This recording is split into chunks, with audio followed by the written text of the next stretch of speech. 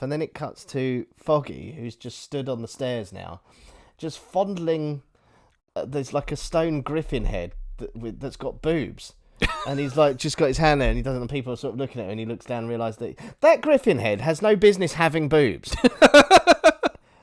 It's just there for this weird visual gag. Whoever sculpted it was just like, yeah, it's like I'm gonna add some boobs. It was probably the director. Yeah. that bit of set design. Can you put boobs on it? Yeah. Hello, everybody, and this is Movies to Drink To. My name is Finn. I'm Mr. Smith. Hello. And if you're new here and you're wondering what the hell this show's all about, basically, myself and Mr. Smith, we will watch a film, usually a film that isn't very good, and we retell you the events of that film, but try to make it more entertaining and hilarious than what it ever was. We give it a go. In about half the time that the film actually lasts. Yeah. So you don't have to watch it. No, it's kind of like somebody in a pub telling you a story about something that happened to them. You know they're exaggerating, but it did happen. And they're probably a bit pissed. Happened, just not quite like that. And today we'll be telling you all about Daredevil from 2003. Yes, we will. Before we go on, this is the begging portion of our show. Don't forget to like and subscribe. And you can rate this show if you're listening on Apple or Spotify. And if you haven't checked out the YouTube, where this show will also be available, if you want to see our faces doing that, and clips from the film to help us, retell the story, get over there and subscribe. And there's also more stuff like reviews and trailers and us talking about films we love and films we hate. And if you enjoy the content, feel free to share it all over your social medias and help get the word out there that we exist. Yes. Thank you. So, Daredevil, comics. Yeah. You're a comic nerd. I am a comic nerd. Were you into... Is a Daredevil... I like Daredevil. Yeah? He's... Spider-Man's buddy. Yeah. That's all I know He's one of him those, as. like, street-level heroes, if you like. Right. He's, like, doesn't get involved as much in, like, the big cosmic battles and stuff like that. Okay. He's one of these... doesn't have, like, superpowers. Yeah. He has enhanced senses. Right. And he's he's not like flying around and saving the entire world from a sky beam. No, he's more of a jumping about New York and fighting crime rather than aliens and stuff. Gotcha. But yeah, he's like highly trained in like loads of martial arts and stuff like that. But yeah, Okay. he's a good character. He's very dark, and he's a lot of his comics have been very sort of. There's a lot of Catholic imagery and stuff like that, like because he's like a Irish, Irish Catholic sort of background. And stuff like that. See. Okay. So that's the comics, which sound good. Now onto the film. Daredevil from 2003, written and directed by Mark Steven Johnson, who went on to do Ghost Rider. Yes, he did. Keep an eye out for that episode coming soon, by the way. He also did Simon Birch. Do you remember Simon Birch, the film? It rings a bell. Yeah, he directed that. What was that about? A child that had disabilities. All right, no, Okay. maybe I don't know that. I haven't seen that. It stars Ben Affleck, Jennifer Garner, Jennifer Garner's push-up bra, Colin Farrell, Michael Clark Duncan, John Favreau, Ellen Pompeo, Joe Pantoliano, and Leyland also is in it, who's far too good of an actor to be in this film, but okay, whatever. The plot of this plot is... Oh, it's timed out. A man blinded by toxic waste, which also enhanced his remaining senses, fights crime as an acrobatic martial arts superhero. Groovy. So... that doesn't sell it for me. Acrobatics, martial arts superhero. That's Robin, isn't it? Yeah. Oh. But anyway. Our story begins with some bad CGI.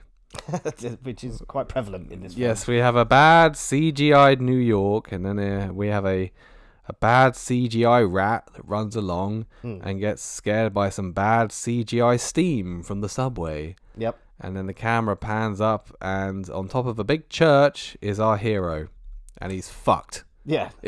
That's that's an image taken directly from the comics. It's him on the clutching the cross. Ah, yes.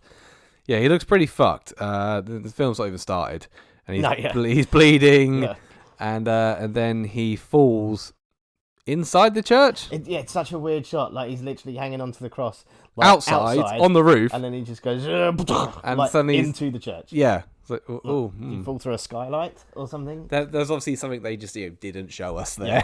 So do we need him crawling into? No. He just lands inside the church, and he's found by the priest. Yeah, the priest comes along and finds him, and he's like, he's way too old. Yeah, so he leaves him alone. Yeah, he does not bugger him.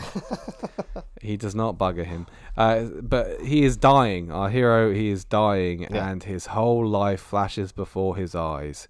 Flashback time. Yep. But this whole film is basically a flashback. Yeah, there's a lot trying to set up his origin story. Yes. So yeah, basically most of the film is a flashback until it gets back to this point. Yeah. Which is we start at the end. Okay. Yeah, it was a trope used in the early 2000s in lots of films where they'd show a bit that happens later on, and then we'd have to catch up to that point. Yes. So it was wildly overused. In the waybacks, in our flashback, Lil Matt Murdock, who is Daredevil. Yeah. Lil Matt Murdock wearing a Ben Affleck wig. is getting his ass kicked in an alleyway by some schoolboy bullies. Yes, gang of youths. Yep. And he's living in Hell's Kitchen, and his daddy is a drunk. Yeah. A former boxer. Yeah. Yes. Former heavyweight. I guess. Champion. Well, it could have been that. No, he's kind of like a washed-up boxer. Like, yeah, basically. He could have been a champion. Could have been a contender. Never quite got. Yeah, could have been a contender. Could have been a contender. Yeah, never quite made it. Yeah, Jack the Devil Murdoch. That was it. Name is. And now he's just a drunk. Yes. And his son sort of seems to think he gets the idea that his dad might be doing some dodgy stuff. Well, those kids telling, say your dad works for Fallon. Who's a mob boss. Who's a mob boss. Yeah, so we're going to beat you up, so which seems unwise if his dad actually actually works for the mob. Yeah. Your dad works for the scary mob boss, so we're going to kick your ass. Yeah. Well, I'll just tell my dad then. Oh no. Hang on. We haven't thought this through. But he reassures little Matt that he isn't, because he's pulling doubles down the dock. This whole scene, he walks in, his dad's drunk himself into. He's drunk himself into a stupor with Heineken somehow. So he's drunk a lot of Heineken. I mean, that's the only way to drink until you pass out with Heineken is to drink so much of it. Heineken's quite strong. No. Yeah, it's like 5-something%. No, Heineken Extra might be. Heineken itself is. Are you thinking piss. of Carlsberg? Oh, maybe. You're thinking of Carlsberg. But Heineken's shit as well. No, it's a good beer. No, I hate it. Just admit you're wrong. You definitely thought you were thinking of Carlsberg, weren't you? I was thinking of Carlsberg. But anyway, I'm still right. But yeah, so he's drunk himself into a street, and he's all passed out and stuff, and he's so he goes in, and he helps his dad up, and he goes, "Come on, let's get you to bed." And he has to help him into bed, and he goes, "The kids were saying you're working for Fallon," and all of a sudden he's sober. Yep. He's like, "No, I'm pulling double. Don't let anybody tell you any different." Pulling doubles down the dock, kid. Yeah, which is a lie. Yeah. Yes. And you can do anything if you're not afraid, which is the thing, because he's like the man without fear. Yeah. So, yeah. Instilled by his Uncle Ben. I mean, Dad. Dad. His Uncle Dad. Yeah, he's lying to his son because the next day, little Matt Murdock just happens to be taking a shortcut through the docks. What shortcut is through the docks? I'm just taking a shortcut to the water. Isn't he looking for his dad because he's got a report card? No, I thought he said because Ben Affleck is narrating over this part. All right, yeah. I'm pretty sure he said one day he took a shortcut.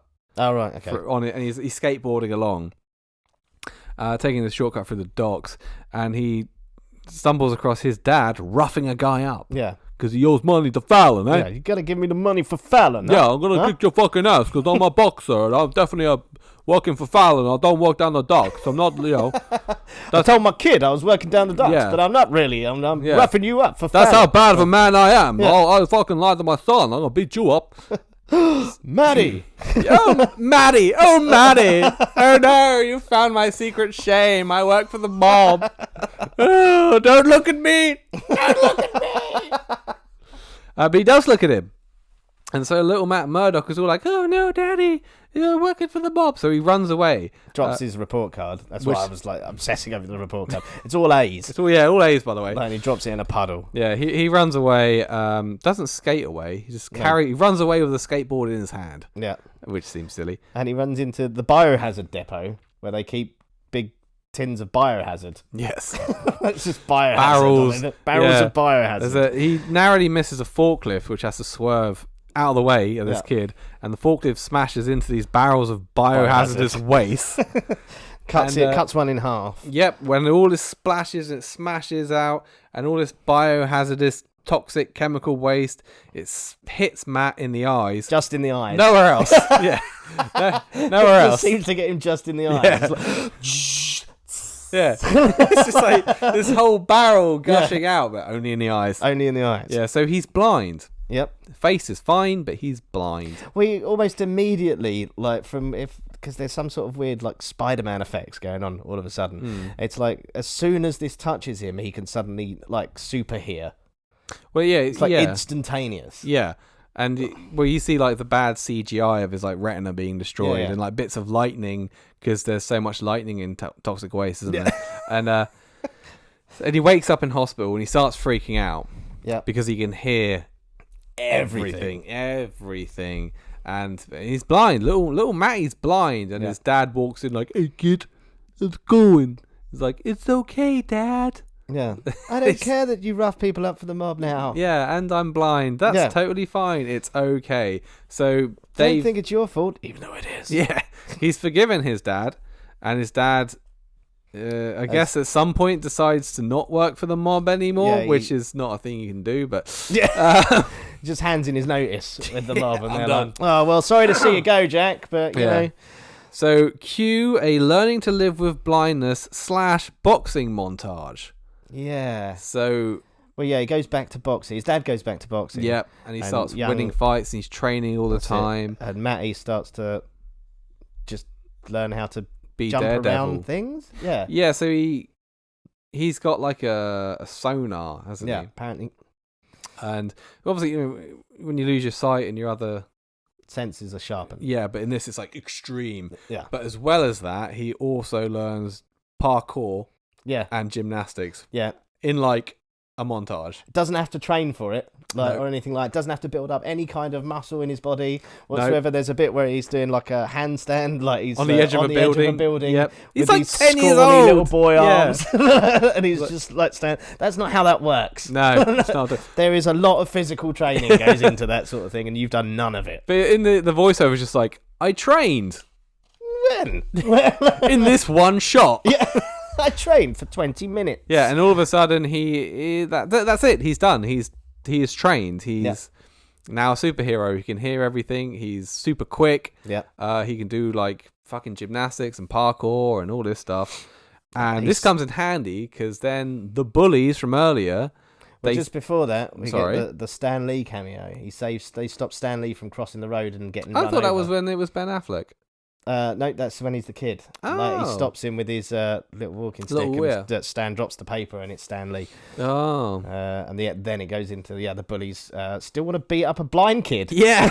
Because they're doubling down on the bullying. Yeah. Like, we don't care that you're fucking blind. Still going to kick your ass. So what's that? Be easier. Your dad works for the mob, and he's a boxer, and you're blind. Tough. I'm a bully. It's the only thing I know how to do. So they're still trying to beat him up. He's a blind, but now he's a Superman blind kid, and he beats them up with some wire work, quite obvious wire work. Yeah, he does like a flip that does not look natural in any way whatsoever. No, does not at all. In fact, none of the flippity whippitties look. No, even when it's like the adults, you're like, no, that's not happening, is it? No, it's terrible. No, and he smacks him about with his blind stick. Is it a white cane? Not what that's for, Matt. That's for not bumping into things. In the comics, does he have a sidekick that is a guide dog? No. Why not? Could you imagine jumping from building to building? No, he doesn't. The dog doesn't have to do the jumping, but just like as backup. Well, no, he's never had a. They've dog. Missed a fucking trick there. That's a whole nother Hawkeye character. had a dog for a bit. Sorry? That had one eye. Hawkeye. Yeah. Batman has a dog. Yeah, he does. Yeah. Yeah, the Bat Dog. Yeah. Ace. Batman has a cow. Batman does not have a cow. He does. No, Robin There's bought a that bat in. cow. No, it's not. It's not a real thing. It's got like a bat symbol on it. Don't care. Anyway, little Matt Murdock's dad, he is back at boxing. And he's winning these fights. But then the evil mob man, Jimmy Fallon. Yes, who is played by Salamanca from Breaking Bad. Oh. He wants Matt's dad to take a fall in the boxing match. But he doesn't because he has a son. Yeah, his son's there watching. So he feels that he doesn't want to let his son down. So he's not... Even though, like... He will die. Yeah. If he doesn't do it. It's totally stupid. Yeah. Like, listen, I work for I am the mob boss. Yeah. I'm going to break your legs and kill your son because we're the mob.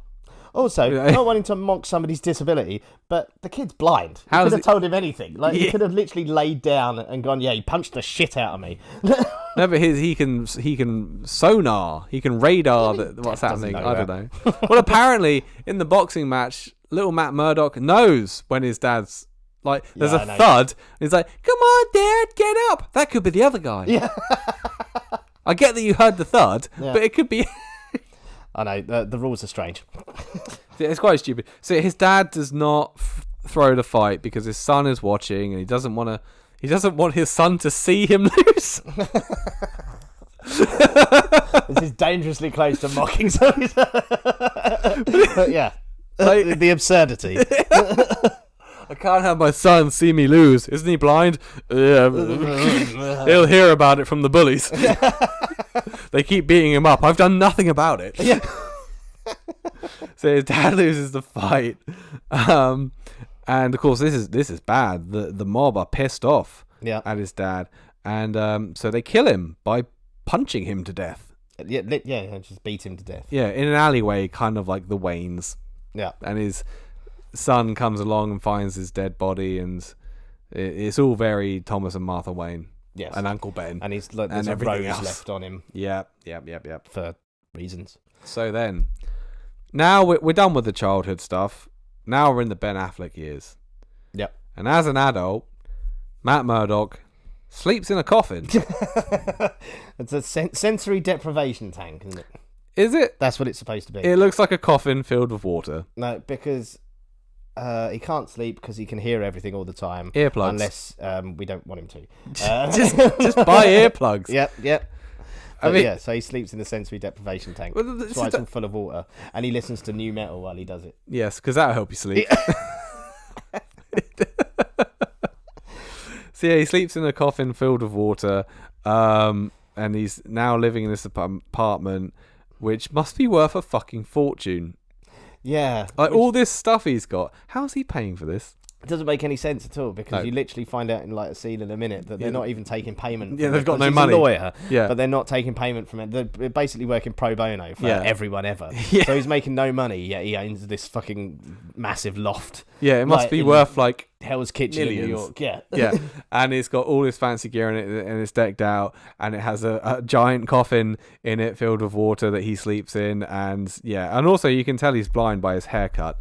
What is going on with Ben Affleck's hair in this? I don't know. It's fucking weird. So yeah, he's super rich. He's now grown up to be a lawyer somehow. I don't know. Maybe the mob paid him some money. Like, we're sorry we murdered your dad. Yeah. Well, that's why we saw his report card was all A's. Because, like, obviously he's got the smarts. He has got the smarts, yes. So yeah, like I said, he is a lawyer now. And once he's, done his routine in the morning, he's now in court. There's a really weird bit in this where it starts using these really quirky camera angles, which doesn't happen in the rest of the film. It's just in this one court scene. It looks like Joel Schumacher's Batman camera angles. Oh, but Dutch angles, like 45 it's all a bit degrees. Weird, and the colour's a bit off.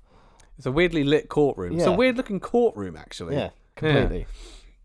So he's in court, and there's some guy who's a bad guy, and clearly in the rapist. mob. Yeah, and he is.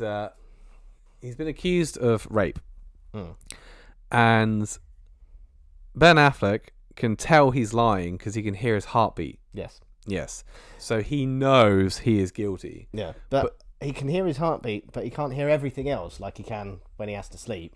Yeah. This is what I mean. The rules are sketchy. He can't hear like the stenographer. No, but he tapping can away. zone in on this guy's heartbeat, but he can't hear everything like it does when it suits the film. Yeah, basically. Yeah. So this guy is lying, and he knows he's guilty, but the guy gets off anyway because he's got connections and all this Connected stuff to the kingpin. Yep, and also Ben Affleck, he definitely threatens him. Like in court. Yeah, like in front of multiple witnesses. Yep. He's basically, he says, "I hope justice gets you," or something, or like, justice. Oh, I can't remember. It's like, I hope for your sake you are innocent, or justice will get you. I'm Batman. Yeah, it's really quite threatening. If you were the judge, you'd be like, "Sorry, what did you just say, Mr. Murdoch?" Oh, nothing. Nothing, Your Honour. There's a couple of weird bits like the guy's name, the rapist's name is Jose Quesada, and he's named after an ex-editor of Marvel Comics, like editor-in-chief Joe Quesada. That's awkward. I know, and I was like, not a great person to be. No. We're going to name a character after Joe. Oh, brilliant. Wicked. What is he? He's a rapist. Right. Okay. And then in the boxing match, like Matt's dad fights a guy called John Romita, which is another comic. But John Romita Jr. and Senior, both like father and son, are both like prevalent fucking Marvel Comics artists. Right. Have been for years. So they get like a boxer named after him. That loses. Joe Quesada gets a rapist. Christ. So, he loses this court case and the guy goes free. So that night, he dons his mask and he becomes it's leathered up Daredevil. And he jumps around a lot. Yeah. He jumps around some buildings. Is this a power? He seems to have superhuman strength and ability, and this not a thing. Like it's not in the comics anyway. Like he obviously he's finely tuned, sort of trained. Like his body's finely tuned and everything else.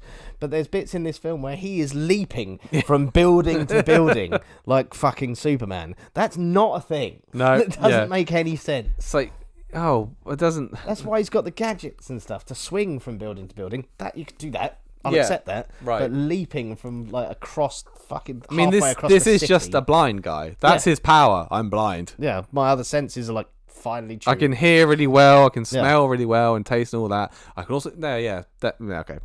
Yeah. Anyway, so he's going around and he goes to a bar because he wants justice and a beer. Villain bar. A classic villain bar filled with the rapist from earlier and a bunch of evil guys and Dwayne The Rock Johnson's cousin, apparently. Oh, really? Yeah, he's the one guy that has like the one line that's like, "Hey, who's that?"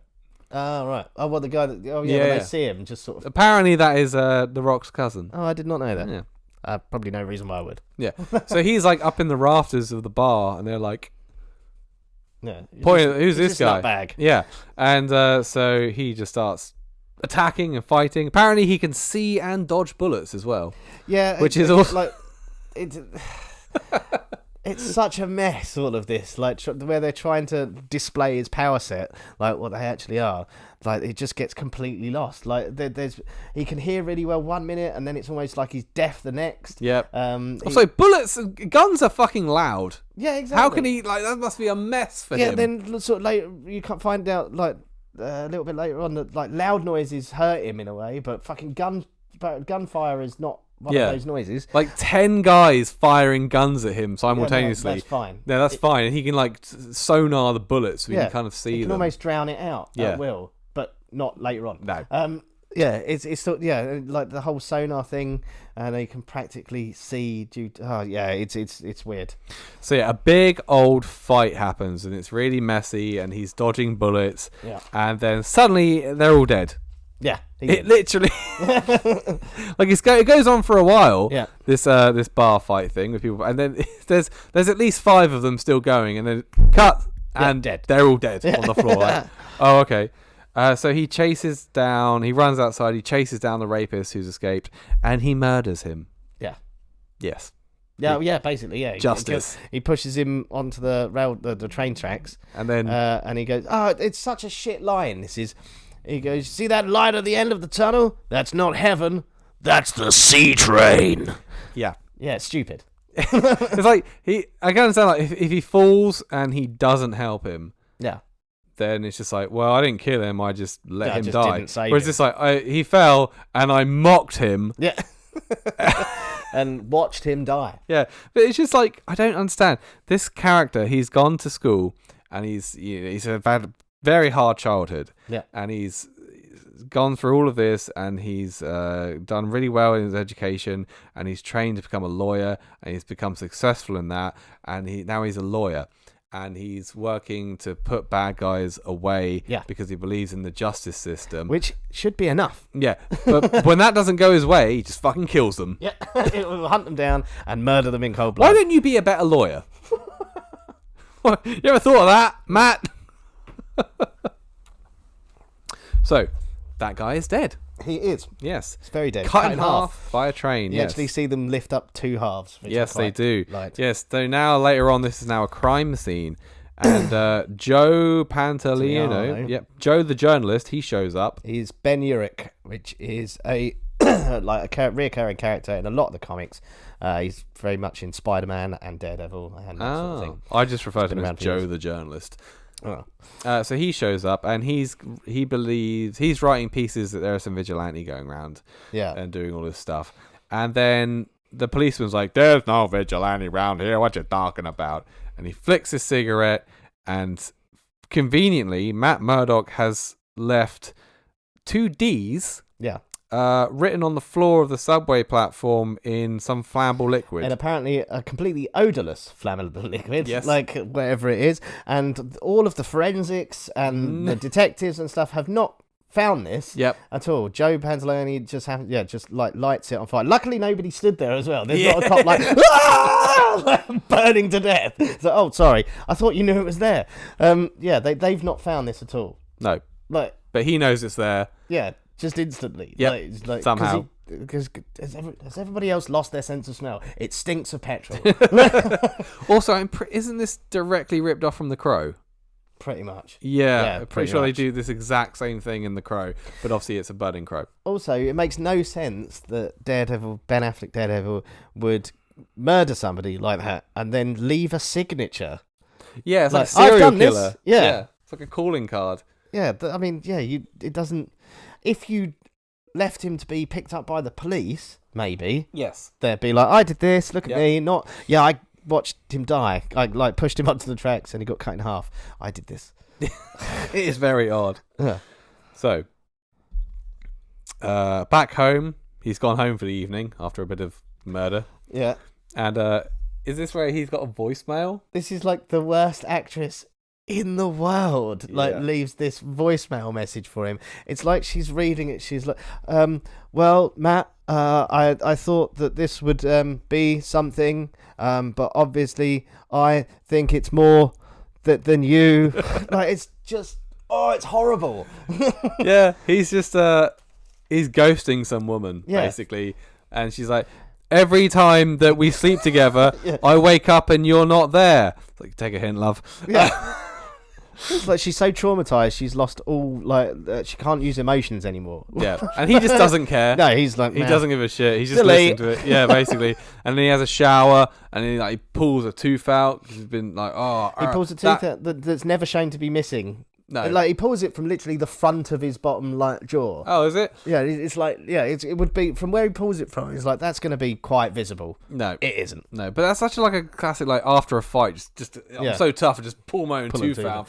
You need to see a dentist. Yeah, like fucking hell. Like all these superheroes must look like fucking crackheads. Like no teeth in their head. And then he takes a load of pills. And then he goes to sleep in his coffin. Yep. Filled with water. Well, what happens if in the night he just, I don't know, turns over? Well, I've always wondered that. Would he just drown? I don't think you're supposed to spend that amount of time in sensory deprivation tanks. I think they're supposed to be a thing that you're in there for a little while. Yeah. And stuff. Not sleep in there all fucking night. Yeah. Maybe you drown. Yeah, you just turn over in the night. That's it.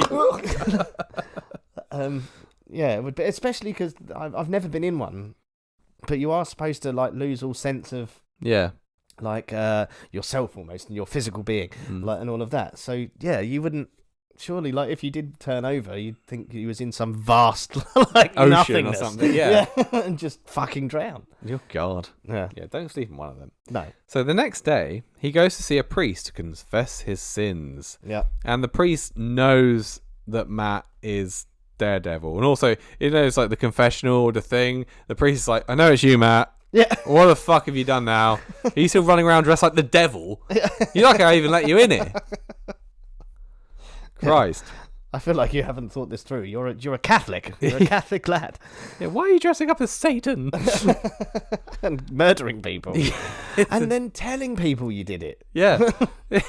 Leaving calling cards. Then you come to me and think it's all okay. Yeah. Oh, yeah. A couple of Hail Marys, that's fine. You're still getting to heaven. Fuck's sake. Then after that, him and his John Favreau, they're having breakfast at a diner. Favreau is playing Foggy Nelson. Foggy Nelson is Daredevil's longtime sidekick sort of thing. He's one of the... He's just another lawyer, isn't he, that works with him? He's another lawyer that works for him, and he's one of the only people that knows that. Should have got a guide dog. But in this, he doesn't know that he's Daredevil. No, he doesn't know in this at all. No, he's got no clue. So they're having breakfast, and John, or Foggy, is moaning about the fact that they never get paid. Yeah. And they make no money. Yeah, but yet Matt lives in this really expensive... How can you afford that massive fucking loft? Yeah. And I live in, like, a one-bed studio, like, next to the railway tracks. Yeah. It doesn't... Yeah, like, we don't get paid any money. We're not making him... How are you so rich? I think Matt's doing him over. Yeah. He's really doing him dirty, isn't he? Every time Foggy turns, he's taking all this payment for, like, all the jobs he's got. Oh, look, they paid us with this fish. Yeah. Here's a cheese wheel. Yeah. You keep that. Yeah, I can't, that's for you. Can't pay the gas. But doesn't even say later on, it's like, I can't pay my phone bill with cheese or something like that. That's why he's quite a heavy man, because all of his meals are just cheese and fish, because that's what they get paid in. I do like, it does make me laugh. There's a bit where they're in their office and their office is just filled with crap. Like, then some people obviously blows like toys and stuff, like footballs in the background. Yeah, people and just like giving them just like, there you go, thanks for helping me not go to prison. Here's a Nerf ball. Oh, Christ. Oh yeah, Foggy takes advantage of Matt's disability. Yes, blindness, yeah. Because he's pissed off of him, so he swaps, like, they put in honey in their coffee. He swaps it for mustard. Yeah. And then Matt obviously knows because he can see, really. Basically, he can see. Yeah. Because I do think, like, when he's pouring the mustard in, it's like, how does he not smell that? Like, oh, he does. Yeah. Yeah. And he can see. I'm sorry. Yeah, this guy can fucking see. He's not blind. He can see. This is being blind in the loosest possible terms. The guy can see bullets being fired at him. Oh, but he's legally blind. Fuck off. So then, yeah, they're having breakfast, and then he smells Jennifer Garner. Yeah. And her CGI eyes. So, like, yeah, why? That's so weird when she walks in. Yeah. She's got bright green eyes. And her push-up bra. Yeah. Like, no offense to Jennifer Garner, she's a very beautiful woman. Strikingly beautiful woman. But it's quite obvious that the director was like, I wanted to have bigger tits. Yeah. It's like, but I thought you wanted somebody with like an athletic build because they're playing. It's like, yeah, well, I know, but with massive jugs. Basically, yeah, skinny big tits. How hard is that? Quite hard. Well, just get a push-up bra, but like the pushiest up of bras. Do that. Skinny big tits now, please. And as later on, she's like in this dress as well, and she's like, and they are just dung. Yeah, and poor woman. It's like, I mean, this isn't like even a male gaze that you can't help but notice. Like, they're just there. Yeah. Like, and it's weird, and it looks odd. Yes. Like, unnecessary. Because the director doesn't know how bodies work, apparently. I want it to be thin and athletic, but also have a massive rack. Make it happen. Anyway, so he smells Jennifer Garner as she walks in. Literally, almost all of their interactions to begin with are all a bit rapey and weird. Well, he's obviously he's blind, but he's not. Yeah. And they have this awful back and forth, and she goes, "I'm looking for some honey." Yeah. She's like, it's in front of you. He's like, could you be more specific? What are you... Oh, I'm sorry. I didn't realise you were disabled. And he's like smiling like, yeah, I am. Anyway, what's your name? And she's like, no, bye. And she's so disgusted. I didn't get your name. She goes, I didn't give it. Also, she just leaves. I mean, she's been in there for like a minute. This is how disgusted she is by him. She leaves without even ordering anything. Yeah, she hasn't ordered nothing at all. No. She's barely read a page. She's picked up a paper at some point, which she doesn't have time to read. No, because she has to go because this guy's creeping her out. Leaves. Like, so she's just going to go into that cafe, to leave. But he follows her anyway, and she informs him that... Look, Foggy goes, where you going? He goes, to file an appeal. There's so many really shit lines in this film. But she leaves, and he follows her anyway, and then she informs him that... her, basically. She informs him that she doesn't like being followed. Yeah. But Matt is not a man that, He doesn't take no for an answer. No, so he grabs her. Yeah, he literally grabs her. He says, I just want to know your name. And they start fighting. She goes, well, I don't like to be touched. She goes, why don't you tell me what you do like? I'm like, ugh, like, awful. And then they have this... One of the worst fights ever put to... It's like a flirt fight? Yeah, flirty fighting. Play area. Yeah. On the seesaws. Yep. And these kids are watching and they are just like...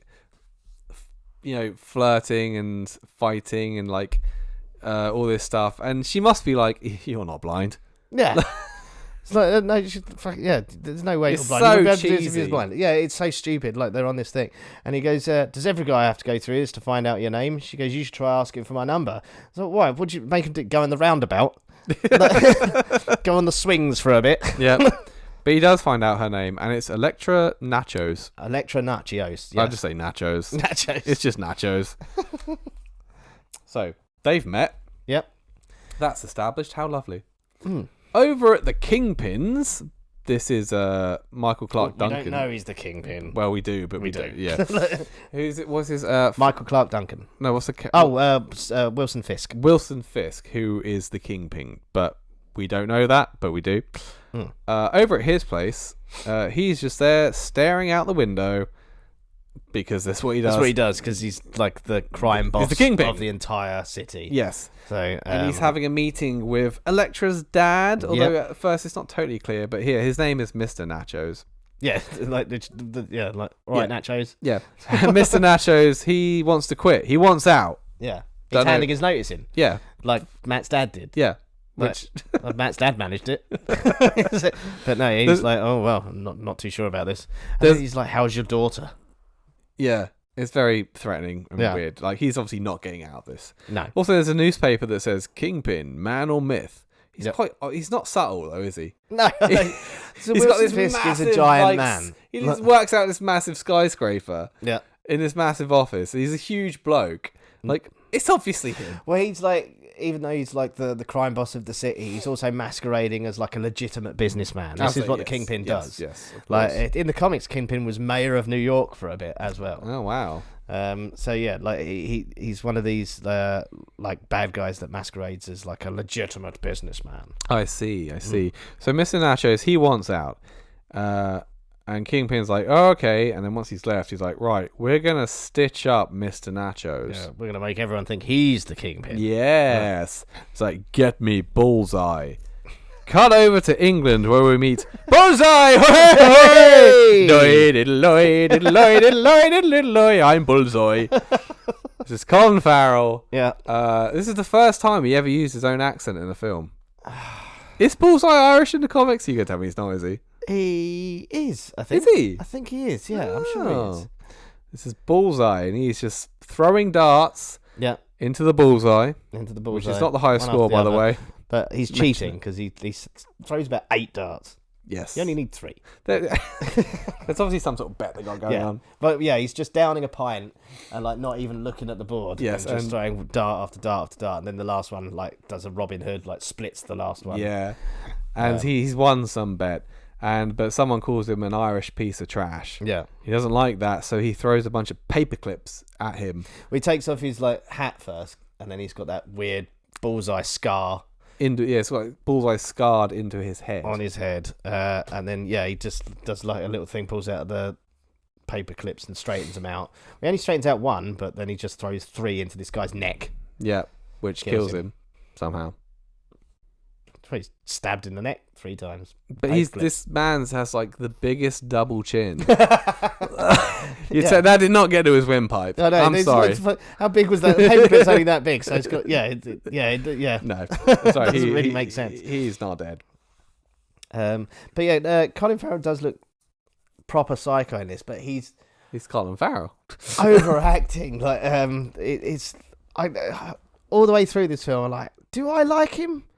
Do I like this portrayal? Do I like Colin Farrell as Bullseye? And I'm like, no, I don't. But yes, I do. But no, I don't. Look, it's really hard to tell. It's such a weird performance. The thing is, because it's bad, but because it's Colin Farrell, who's just quite charismatic anyway. It's like Arnold Schwarzenegger as Mr. Freeze, basically.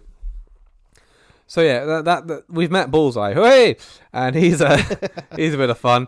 We then have a real quick cut back to New York where Matt is bragging that Elektra is the daughter of a billionaire to Foggy. Then cut away. That's it. That's just like establishing that.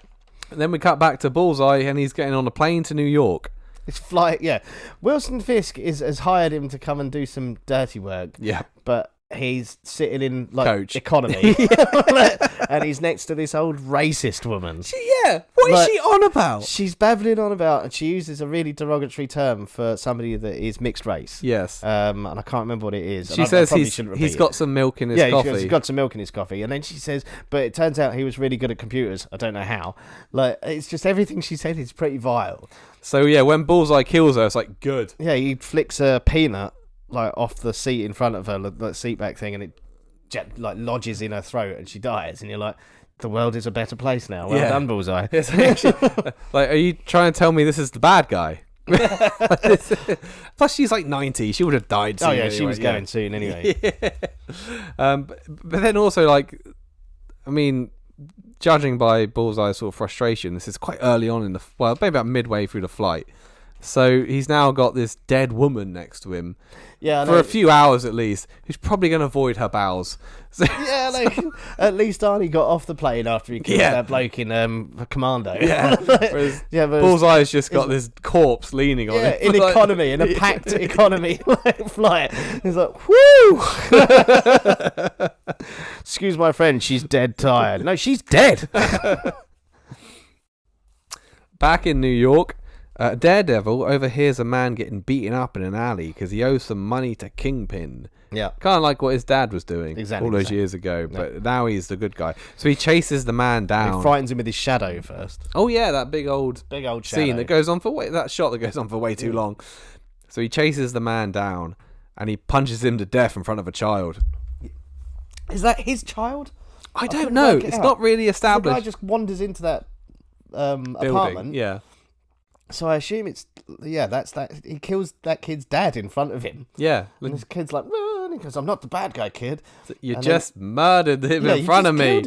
Beat him like with his bare hands. Yeah. You just beat him to death. That is that kid's villain origin story. Yes. Yeah. Like but yeah, then he does that. There's a really horrendous. He does the whole Moody standing on the building in the rain thing. Just he's going, like, I'm not the bad guy. I'm not the bad guy. I'm not the bad guy. I'm not the bad guy. You might not be the bad guy, but you're a fucking lunatic. Yeah. Jesus Christ. What's wrong with this? The next day, we've got more of John. What's his character called? Oh, John Favreau. Foggy Nelson. More of Foggy just moaning that they don't make any money in the office. We see Karen. I can't remember her last name. This is a character from the comics as well, and in the TV series, she's quite Oh, and then she's got like 2 scenes. She's like, that's it. She's like, you've got an invite somewhere, and she goes, and it's a +1, and she just looks at him, and he's like, ugh. But why would she be like, it's a +1 looking at him? He can't see. Yeah. see here. See, no, you can't. Yeah. I'm pretty sure you can see. Can you see the desperation on my face? Oh wait, no, you can't. Yeah. And that's it. That's her whole thing. Yeah, they've been invited to some fancy ball, a gala of some sort. The black and white ball. Yeah, whatever that means. Yeah, and Matt's proper like grumpy. Is he? Oh well, this is the bit they're sat in the office. This is the bit I was talking about, where all the toys and stuff in the background. Yeah. And they're sat in the office, and Foggy's still going on about fucking, look, we've got a wheel of cheese, and somebody's all these Nerf balls and stuff like that. And he's keeps missing baskets. Yeah. Like with this, like on these toys, and keeps going like swish, like trying to tell Matt that he's like he's like sinking them, and then fucking he throws it at Matt and he catches it and he throws it in, and Foggy's like, "You can fucking see." You're not doing anything to support this whole blind thing. Just to go back to the fact that obviously Foggy is kind of hard done by and doesn't struggling to make ends meet. We've seen Matt's like really expensive apartment and his fucking sensory deprivation chamber and all this other stuff. All this gear he's got. I mean, and also there is a shot at the beginning where we literally see him with boxes of cash. Yeah. Where he's just got all this money that he's folds in a certain way. Knows what the notes are, yeah. Yeah, he's got like all these bills and shit. Like, he's rolling in it. Yeah. And his partner is just like, I can't. My gas has been cut off. Foggy's at home catching rats and eating them like to survive. Like, he's got a second job as a rent boy, like just to pay the bills. He sold the dog for food. I've never seen where you live, Matt. It's just as bad as where you live. Hey, Matt, do you want to come over and meet my 2 kids? Didn't you have 3? We don't talk about that anymore. It was a cold winter, Matt. Anyway, that evening, he takes Electra to a rooftop and they have some awful dialogue together about her dead mum or some shit. It's totally boring. And then it rains and he can see her because the raindrops make sound when they hit her face. Yeah. Which means he can see her. He can see anyway. Yeah. Come on, this guy can fucking see. I want to see how beautiful you are. Yeah. And also when he says, like, it's about to rain, he's not wrong because it instantly starts pissing it down. Yeah. It's just like, it's about to rain. It's something like he can feel like the change in the... He can smell the change in the air and or he's seen the weather report. Yes. But then he hears a crime being committed. Yeah. But he's like, oh, a crime. I better go. But also, pussy? Yeah. And he doesn't. He goes and has sex with her instead of stopping a crime. He's like, I must go and stop that crime. She's like, stay with me. And he's like, all right.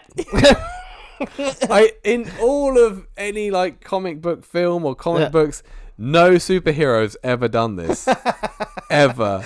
Been like, crime, I must stop. Oh, I'm gonna have sex. Yeah. That never happens. Ever. Does in this. And like in my mind as well, because he's got the super hearing, surely like the whole time he's with Electra and they're going at it, he can hear whoever it is dying. the person he didn't save. Yeah. Don't care, get my nuts in. Christ. Yeah, think about that, yeah. Jesus. Well, it depends. I mean, because the rules change, like whether he can hear or can't hear. So rather than doing the very thing, the thing that is his reason for being, rather than doing that, he goes and bangs her.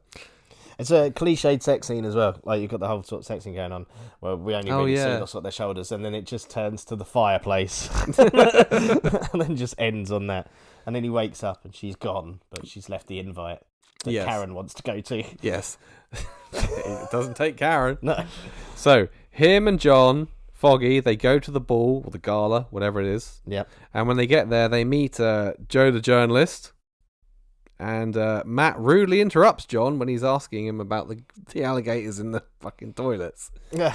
Literally, John Favreau is asking him a question, and Matt's just like, tell me about the Kingpin! Never mind my partner. I'm just going to rudely interrupt him. Just ignore him. He's just a pleb. I pay him nothing anyway. Oh, don't tell him. He survives on... He's eating so much cheese, his brain's at him. Like, he's trying to eat a Nerf ball earlier. And Joe the journalist, like, pretty much, as soon as he meets him, he's like, well, you're Daredevil. Yeah. Well, he gets his stick, doesn't he? He goes, nice colours. And he goes, I wouldn't know. Yeah. Like, you do know. You chose it. Yeah. Yeah, imagine. How does he know he's dressed like the devil? How does he know how does he know it's red? Like, he could be running around like in New York at night in like luminous fucking yellow. Yeah, did he make his outfit? I mean, know. In the far superior TV series with Charlie Cox, there's a guy who makes his fucking outfits.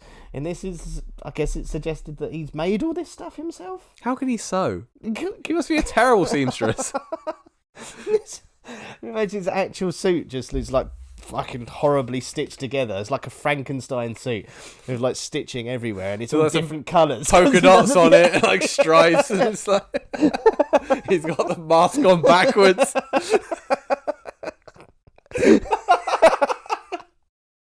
Well, the horns are definitely there, so I must have it the right way.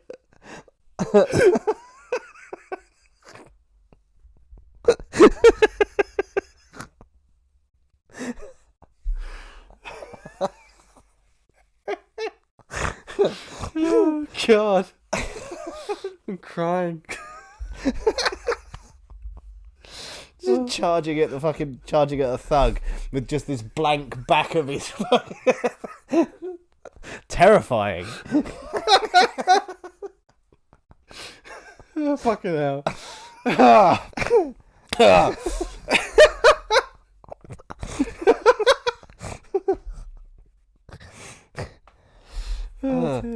Where he's just got like a fucking Spider-Man mask on, he's picked up.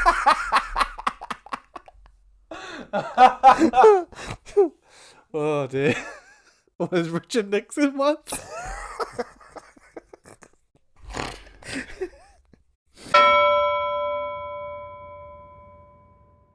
Right. Oh, they're talking to Ben.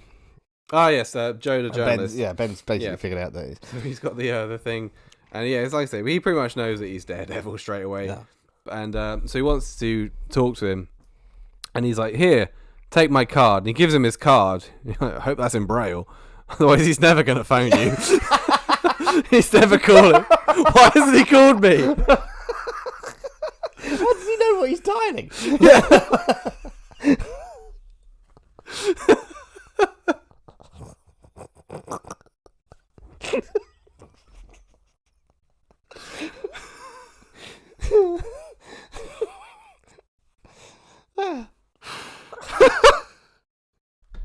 This is my card. It's laminated. Well, fuck that.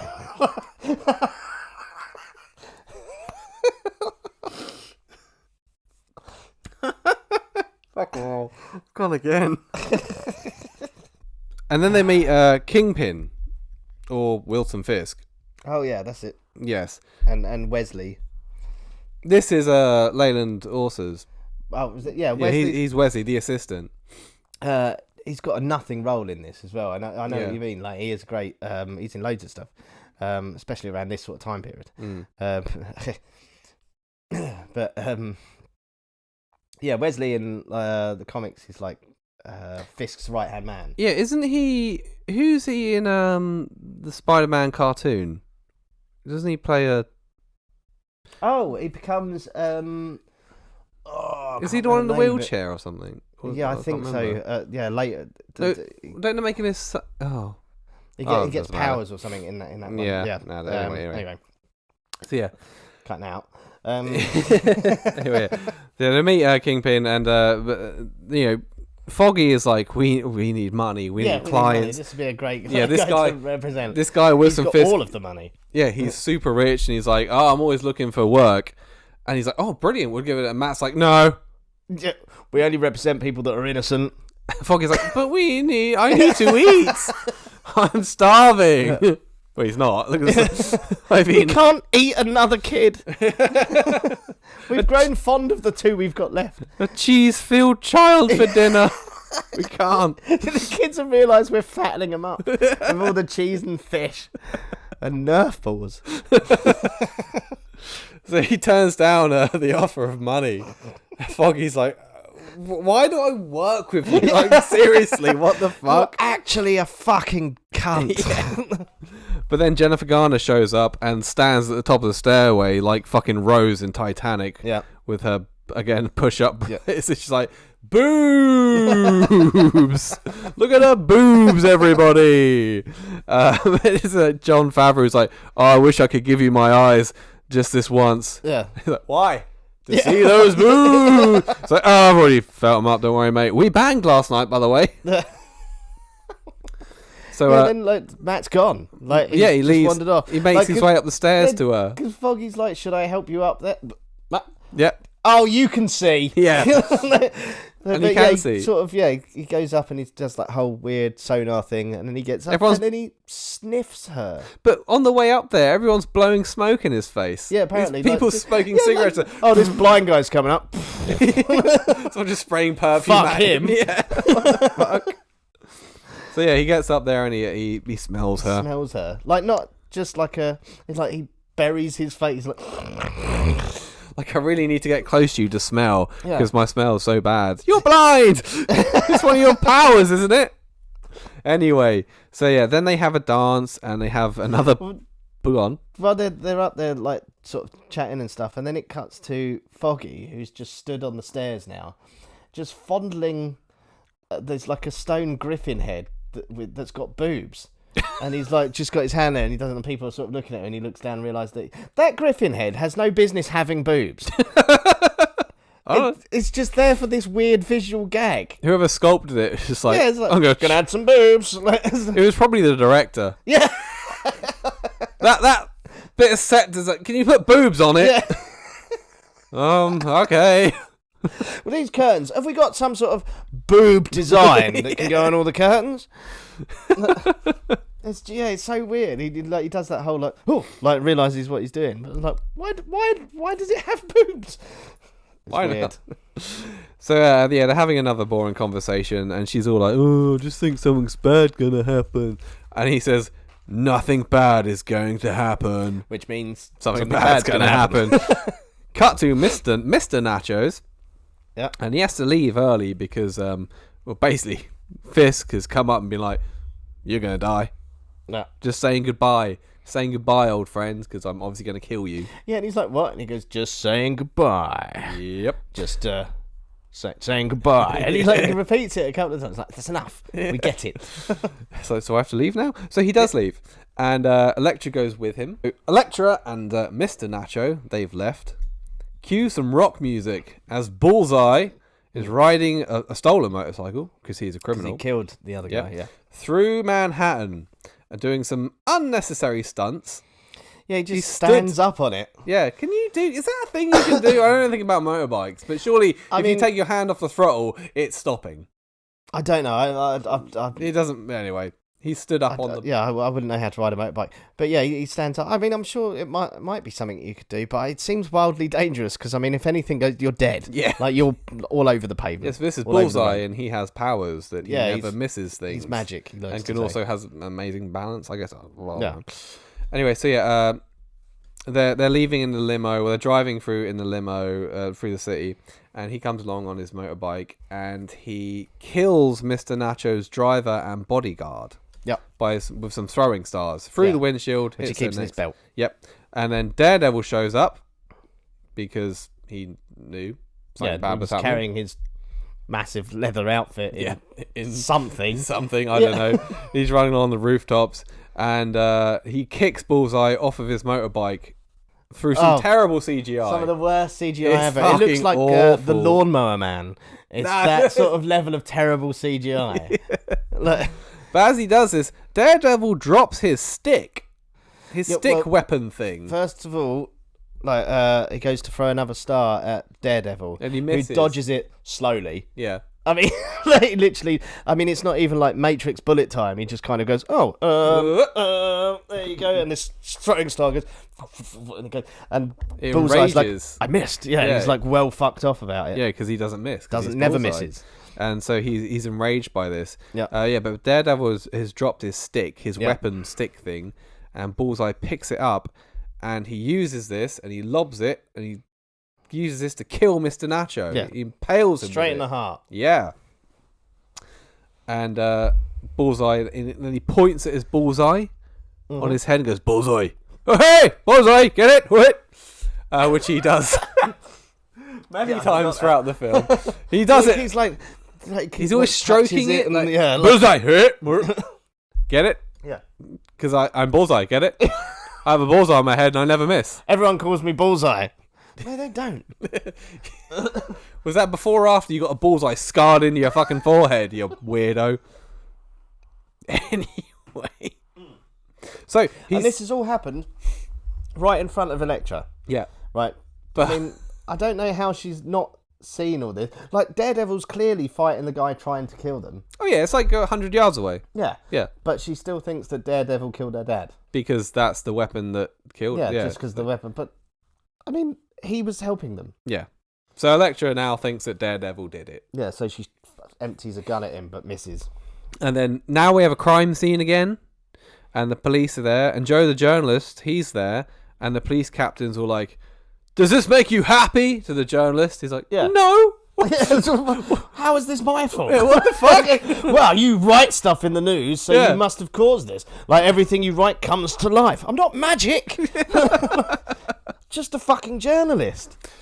Back home, Matt is not happy. No. So he starts trashing his extremely expensive apartment. Yep. He's throwing tables up and just fucking trashing the place, tossing his costumes and everything. Good luck picking that up later. Exactly. If you're blind. This would be really dangerous if he was really blind. Yeah. Because he'd just be falling over everything the next day. Was it later on when he's gotten over his hissy fit? Like, oh, I better get my stuff. Oh, fuck, where is everything? Oh, this is why everything has to be so regimented. Yeah. I'm fucking blind. Yeah, and then he goes, there's a weird little scene with the priest where he just goes, "You were right. You were right." Yeah. Is that, about what? Which bit? what was I right about? About you being a twat, man. Yeah, right. The costume idea? I wasn't keen on that. Which bit? Be more specific. No, but that's it. And then we have Mr. Nacho's funeral. Yep. Oh, boy. It's all this really sad, over-the-top, sad music, and it's in slow-mo for ages. And you're like, hang on, this isn't a character we care about. Why are we taking so long with this shit? Get on with it! So I think we're supposed to be sharing in Elektra's pain. Oh, right. And also, his bodyguards from earlier, they're alive. Oh, yeah, they didn't die. Yeah, they're there at the funeral. But aren't they the ones that were in the car? The ones that Bullseye killed. They're back. But they didn't die. Right, okay. They definitely took throwing stars to the throat. Yeah, I mean, they were killed, but they didn't die. Right, gotcha. Okay, gotcha. We can't afford to get more actors in to play new bodyguards. We're spending a lot of the money on boobs on stuff. It's one of the bodyguards just there busty. Huge set of fake tits on him now. So, Elektra wants revenge. Yeah. And then there's just a shot of Fisk at the funeral, just grinning like, as he gets in the car. It's like, he's not subtle. Yeah. He's just like laughing and grinning like, twirling his like non-existent moustache. As he gets away and leaves the funeral. Like, why is that guy so happy looking at this funeral? Quick, to the car, Muttley.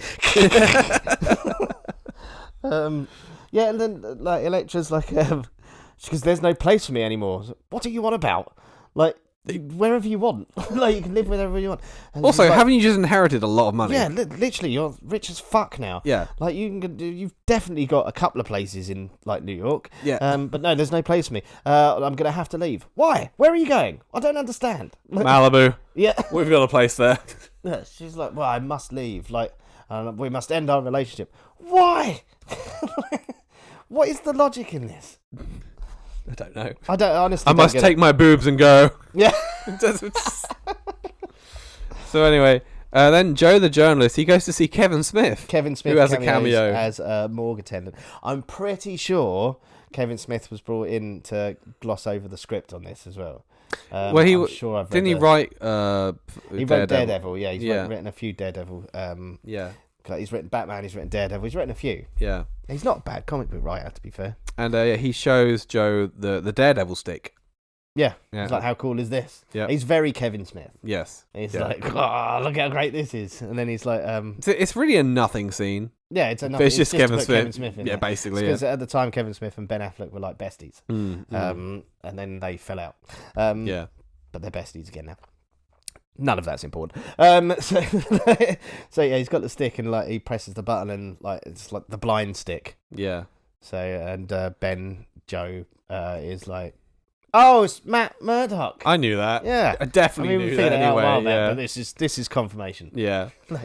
So Mr. Nachos, who's now dead, he has been framed as the Kingpin. And also Bullseye is super pissed off that Daredevil made him miss. Yeah, he wants to kill him. Breaks into Fisk's office and kills his guard For no reason. For no reason at all. Puts 3 pencils in his neck. Even Fisk is like, was that necessary? Yeah, it's so like nonchalant as well. Was that really necessary? Fuck's sake. But... So he wants to kill Daredevil. He was hired to kill Mr. Nachos. Yep, that was the job. Yep, but he's like, I just want to stay and kill him because he made me miss. Solid reason. Yep. I'll do it for free. Yeah, I'll do it because he made me miss once. I'll kill him for free, but I might nick your ladder on the way out. Hey! Bullseye, get it? Just... And then there's like the next couple of lines in this. This is not how people talk in real life. And he goes, "But how do you kill the man without fear?" And he's like, "Well, putting the fear in him." Hey! And also, I want a costume. Yeah. And then he doesn't really get one. He just gets a big coat. When you see him later on, he's just got a coat that flaps around like... It's not a costume.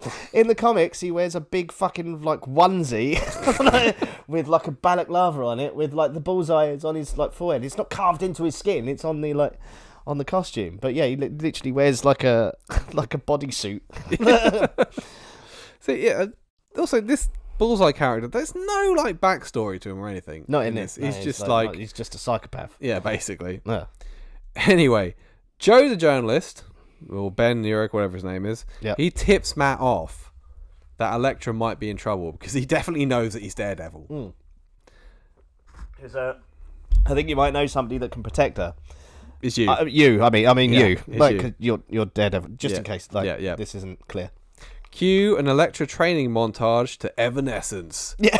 Wake me up! Wake me up, he says! Yep. As soon as that starts, I'm like, oh no. I forgot this is 2003. Oh yeah, this film has not aged well. It's not like a bad song. It's just everything it represents. Yeah. It's fucking terrible. So yeah, Elektra is having a training montage where she's fighting bags of sand. Yeah, she's killing bags of sand. They all drop from the ceiling to the exact same height. Like, she'll be fine as long as all of her enemies are bags of sand. Yeah. They're all all hanging from the ceiling. Yeah, all at the same height. And none of them will attack her. Yeah. Like, as long as all her enemies turn up and go, right, just stand around in a circle and don't move.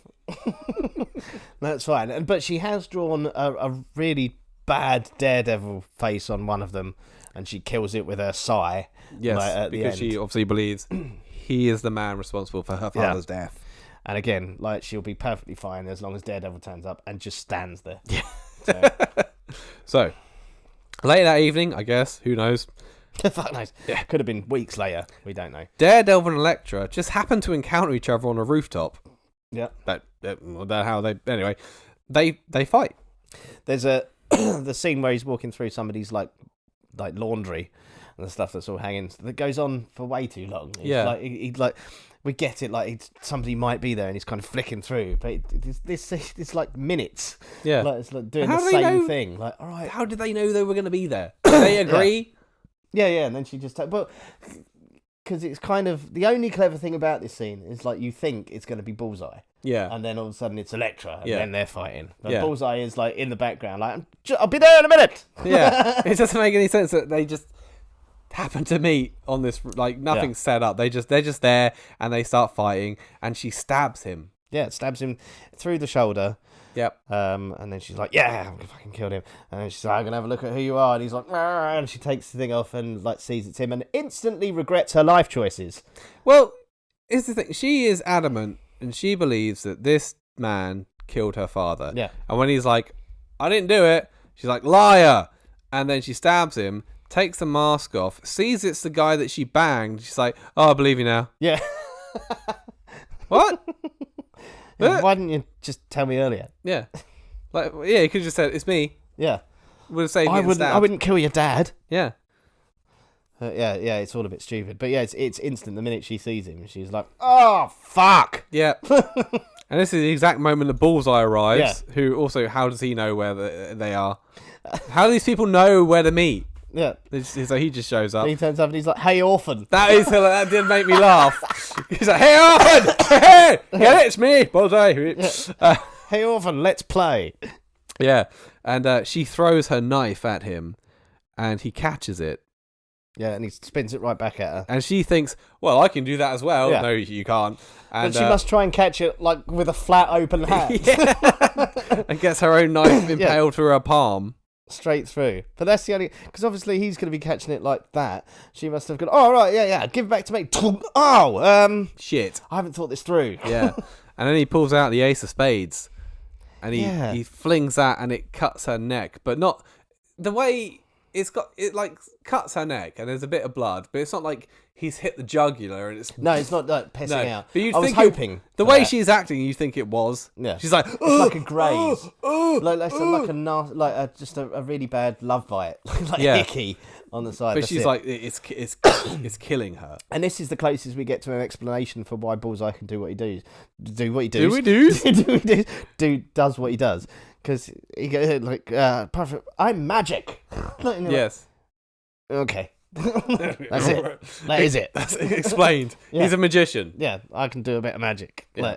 And never miss. Yeah. Apart from once, and that'll... Yeah. That's definitely... And I'm angry about it. And then he just walks up and he stabs her. Yeah. So he stabs her through the stomach, essentially. Yep. And then he just kind of tosses her body. And as she falls down, you can quite clearly see her, because obviously the director wanted her to not wear much, her midriff. Yeah. That she does not have a stab wound in her stomach. But as she rolls over, there's a stab wound, an exit wound. So there's blood on her back. But nothing on the front. Okay. Genius. Yep. Brilliant. I didn't even notice that. I did. You were too busy looking at the boobs, weren't you? Well, they were there. They were definitely there. The director wanted me to see them, and I did. And then Bullseye whips his jacket round a lot because he likes doing that. He's got this new fancy costume. Jacket, and he probably touches his Bullseye. Like, Bullseye, did you get it yet? Anyway, she's dead. Okay, so now we're back to where the film started, in the church. Yeah. And Bullseye arrives at the church. And now Daredevil isn't dying anymore. He's going to go fight Bullseye. And we'll get to the bit where the priest is like, and he goes like, is there a back door to this? You should run away because I'm going to fight him. Yeah. Fight. And Bullseye throws a collection plate at him and smacks him in the throat. Just pings the collection plate at him. Like, yeah, it's actually my favourite bit of the film. Like, it's like, help! It's funny as fuck. So anyway, they fight. And it's big, and it's stupid, and it's bad CGI. It's dumb as fuck. Like, this is a church, and they start running up the organ. Yeah. How big is that organ? How big is this whole church? Is like... Yeah. Massive. I don't think Hell's Kitchen is a part of New York that is, like, sort of skyscraper size. It's off to the west. It used to be, and it's not so much. It's been gentrified and stuff now. From my understanding, I'm not an expert on the geography of New York, or Manhattan and that. But it used to be at one point like the Bronx and stuff like that. It was a rough, a much poorer sort of area. But yeah, this is like a fucking cathedral. Yeah, it's absolutely massive. Oh yeah, they're having this big fight, and like I said, they're running up the organ, and bits of the organ are falling down, and of course all the noise from the organ. Yeah. Daredevil's like, I can't see you're here, or who knows? Yeah, that comes back into play now. Yep. And then the police arrive outside. I don't know how they know that what was going on, or that they were there. Right, well, the police turn up to the rooftop where they had the previous fight. The police and the SWAT team turn up there, and then they find dead Elektra. Yeah, they find Elektra's dead body. But Daredevil's gone. And now we see the police turn up outside this church, and the he's lost his SWAT team somewhere between the roof and the church, because he's like, where's my goddamn SWAT team? It's like, well, you've left them somewhere. You had them a minute ago. Also, he wants the blueprints. For the building? Yeah. Why? What are you doing? Also, this building must be like 150 years old. Yeah. Like, somebody get me the blueprints to this, because I want to put a really nice annex on the side of it and stuff. We might do a garden. Yeah. So anyway, the fight carries on, and then Bullseye tells Daredevil who the Kingpin is. Oh, he does the whole villain. Reveals all of the thing. Like, literally, and it's all really unnecessary. He's like, Kingpin hired me. Like, it's from the beginning. Kingpin hired me to kill him. And oh, by the way, it's Fisk. Yeah. Fisk is the Kingpin, by the way, Daredevil. Before I kill you, it's like, okay. And then there's a SWAT team which have sort of amassed on a rooftop, very convenient, exactly opposite to where they are. Yeah.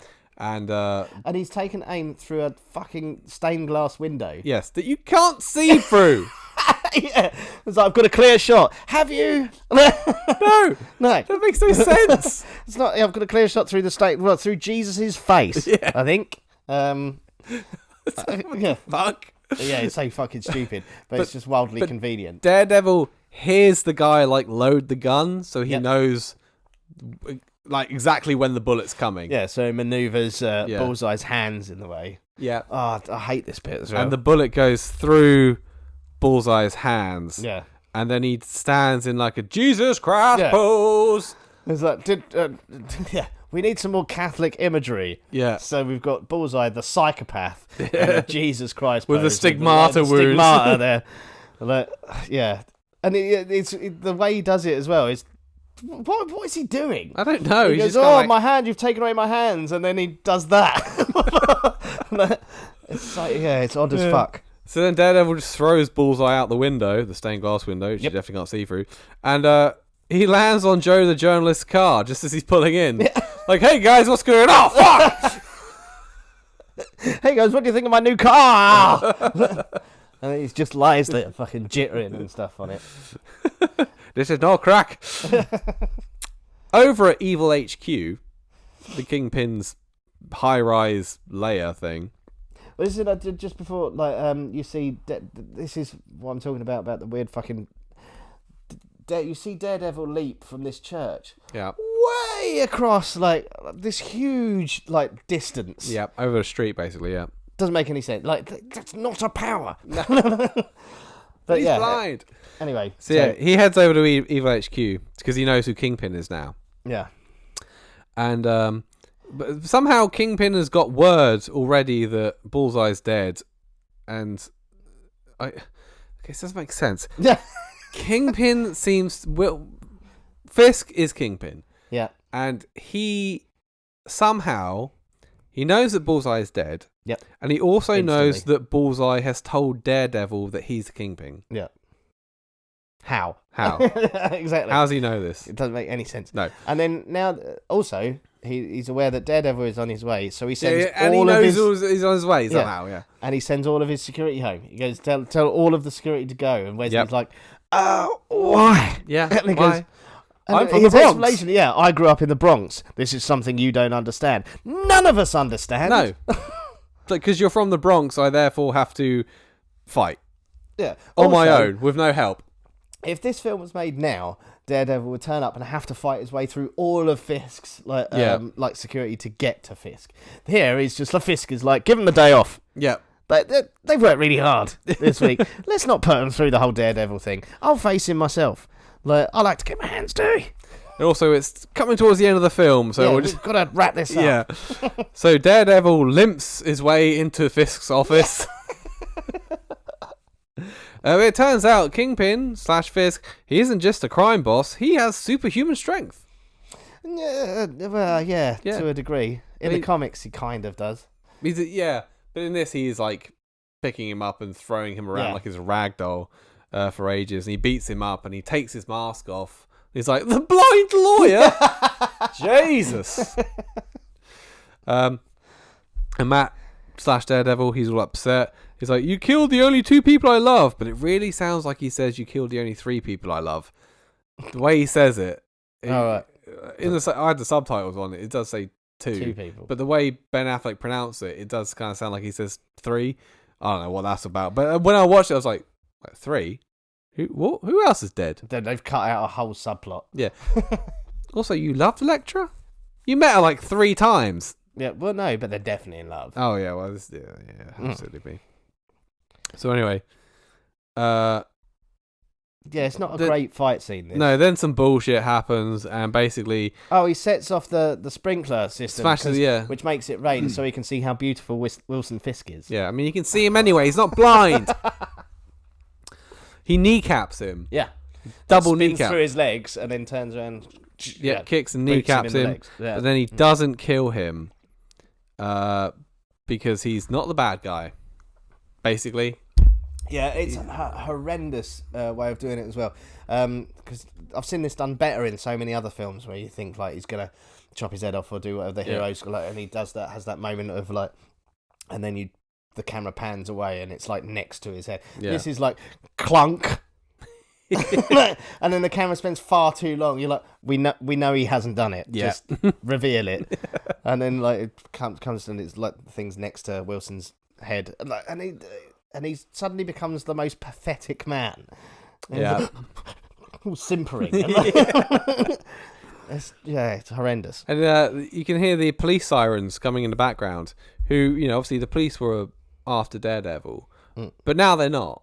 No. Now they're coming for the Kingpin, and they know it's him. The word is out somehow. There's no evidence that he's Kingpin. Like, surely this man has like covered his tracks. Yeah. Like, there's absolutely no evidence. He's not an idiot. No. Well, it's not supposed to be. But he is arrested. Yeah, and he's like, well, they're coming for you. Like, Wilson Fisk says to Daredevil, well, they're coming for you. And stuff. He goes, no, they're not. They're coming for you. I can hear their police radios. Yeah. Like, of course you can. But yeah, well, there's got to be somebody running around, like, just telling everyone stuff. It's the guide dog. Yeah. What's that? What's that, boy? Wilson Fisk is a fucking Kingpin? Oh, wow. Bullseye's dead. Yeah. Daredevil's innocent? Oh, wow. Billy's trapped out of well. Yeah. That's not important right now. Yeah, he's arrested. It's basically the fucking end of the film. There's some bullshit, like, narration where it's like, I set out to save the city. Oh, that's horrendous. The city was never in danger. The people of New York will just live their lives just the same. What was actually the fucking danger here? Really? Who was at risk? Wilson Fisk wasn't actually doing anything that nefarious. Yeah. Like, he was bumping off a few people. Basically, the only bad people. The only people in trouble were Elektra and Mr. Nachos. Oh, and Foggy, because he's not getting paid. Yeah, well, he's in a lot of trouble. I mean, yeah, he's just might as well sell himself into slavery. But really. the line is, I set out to save the city, but with Elektra's help, I saved myself instead. Like, it's horrendously written. And then there's some bullshit about, like, he finds her necklace, maybe she isn't dead, I don't care at this point. And then that's the end, but there is a kind of post-credit scene where Bullseye is alive in hospital. And you got Ben Urich is writing, like, Daredevil revealed. Oh, that shit. Writing all this stuff. Like, it's literally, like, and he gets to the end of it and he decides, and he goes, and it's Matt Murdock, and then he starts deleting it. It's a quarter of a page long. Like, this big news story, but then he walks out and he said, like, they kind of look at each other across the thing, and he goes, "Go get him, Matt." Doesn't look around to see if there's anybody around. Like, so he decides not to give away his secret identity. He's like, "Go get him, Matt." It's like someone just seeing Batman be like, "Hey, Bruce." Oh, yeah. Why'd you call him Matt? Fuck. There's a post-credit scene where Bullseye's alive. It basically kills a fly with a syringe. Yeah, and he's just like, Bullseye! Yeah! Bullseye! Because he's paralyzed, basically, apart from his mouth and, like, one finger, which can kill a fly. And that's the end of the fucking film. Yes. What do you think? Yeah, I hate it. It's shite! I hated this film when it came out. I hate it now. Like I said, I started watching it last night, fell asleep, and then I had to watch the rest of it before you got here. It's fucking awful. It's not great. I think I remember seeing this not long after it came out, and I didn't mind it. It was like, it's no Spider-Man, which is the only reason this film got made. Yep. But it's not great. I mean, I get what they were going for. This kind of dark. It's like it's Spider-Man, but it's darker. It's grittier. But they just failed on every level. The soundtrack is early noughties, just like new metal stuff. It's also quite uneventful. Like I said, it's a dull film. There is no like saving the city. There's literally throughout the entire film 2 people in trouble, and they're both billionaires. So fuck them. Yeah, fuck these people. Oh no, a billionaire's gonna. I don't care. Yeah, don't fucking care. And it's just really unengaging.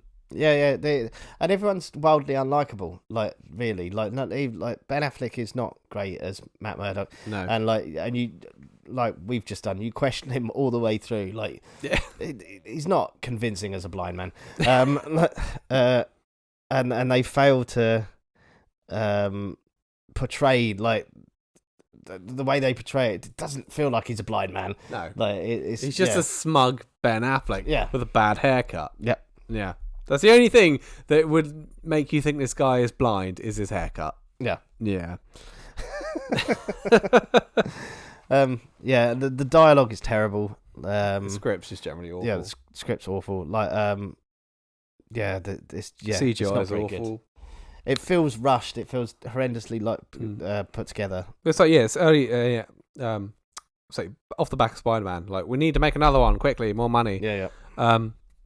As I said, the CGI is terrible. This is the phase of the early 2000s when people seem to think that this is the best CGI is ever going to look, so let's use it loads. Yeah. Oh, it's awful. Some trivia. Mm-hmm. The budget of this sucker, $80 million. Wow. It did gross, however, 179. So it made like $100 million. I remember it doing not well, but like pretty decent. But there was no sequel. Because, one, this film sucked, and two, Ben Affleck didn't want to do it. Well, it got ripped apart, like, critically. Yeah. And as much as people did go and see it, very few people liked it. Yeah. Ben Affleck could not see anything through the contact lenses. So he was... Well, he's blind. Basically, actually blind. Yeah. What's another... Oh, there's a fun bit of trivia. Ben Affleck and Michael Clarke Duncan were the same height. Oh, wow. Both 6'4". Yeah. But people forget, Ben Affleck is a big guy. Fucking big bloke. Michael Clarke Duncan is wasted in this film because Michael Clarke Duncan was a great actor. And a really big presence as well. And Kingpin's a really good character. Yeah, but they did not... I think it's terrible casting. He's not very good at it. No. And he should have been. Stan Lee was not a fan of this. Yeah. He called it, quote, too tragic. I don't know if he means the story or just generally the whole film. I think he's using tragic in the the up to date sense. Weird. A little bit of trivia. Cuba Gooding Jr. really wanted the role of Daredevil. However, he was not cast because nobody asked him to audition. Nobody. That's he was not weird approached. Non-story. Yeah, exactly. Like, an actor wanted it, but he didn't get it because he wasn't there. That's because nobody asked him to do it. Because I really want to do it. Anyone? Yeah. No. No. And my favourite bit of trivia... There's a lot of trivia for this film, but most of it's honestly quite boring, like the film. But my favourite piece is Matt Damon turned down the role of Daredevil. So Ben Affleck got it. Because he had, quote, no faith in the script or director. Jesus Christ, how did Ben Affleck then get it? Aren't they best mates? Maybe it's just like a April Fool's, like stitching him up or something. Is this like, is it Arnie and Sly with Don't Stop My Mom? Yeah, something like that. That whole sort of thing. Like, hey, Ben, I found this script. I think you'd be great for this. Yeah. Sniggering like... That honestly wouldn't surprise me if that's what happened. Not at all.